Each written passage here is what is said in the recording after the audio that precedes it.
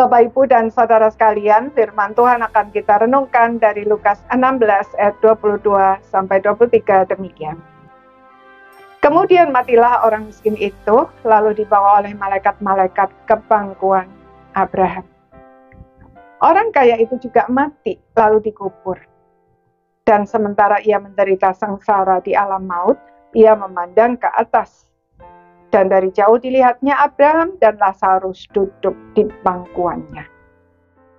Saudara-saudara sekalian, kisah tentang orang kaya dan Lazarus yang miskin bukan dimaksudkan untuk mendiskreditkan orang kaya dan menjunjung tinggi orang miskin, melainkan sebuah kisah untuk menunjukkan konsep yang salah dari para ahli Taurat dan orang-orang Farisi, bahwa kekayaan membuktikan Tuhan berkenan kepada kehidupan orang yang memilikinya, dan sebaliknya kemiskinan menunjukkan Tuhan tidak berkenan.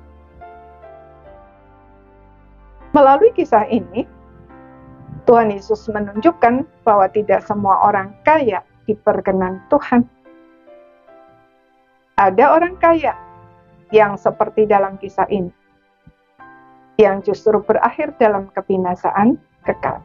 Bukan karena dia kaya, tetapi karena sikapnya yang setiap hari kerjanya hanya bersenang-senang dalam kemewahan dan sama sekali tidak peduli terhadap Lazarus yang miskin dan menderita, padahal dia selalu ada di depan matanya, duduk di depan pintu rumahnya.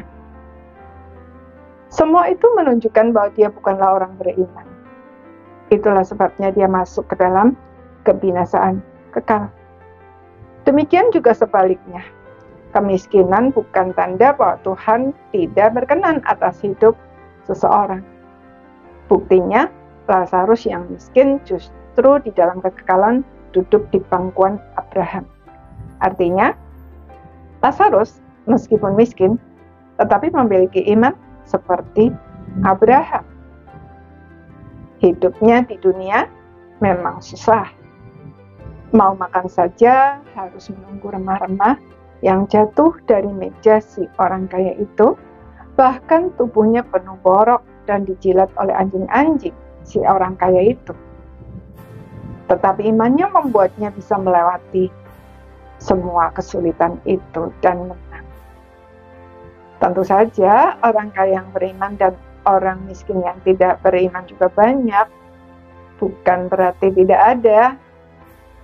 Jadi, kaya atau miskin tidak bisa dijadikan ukuran seorang beriman atau tidak beriman, diperkenan Tuhan atau tidak. Tetapi apa atau siapa yang menjadi fokus hidup kita, itulah yang menentukannya. Orang beriman menjadikan Tuhan sebagai fokus hidupnya.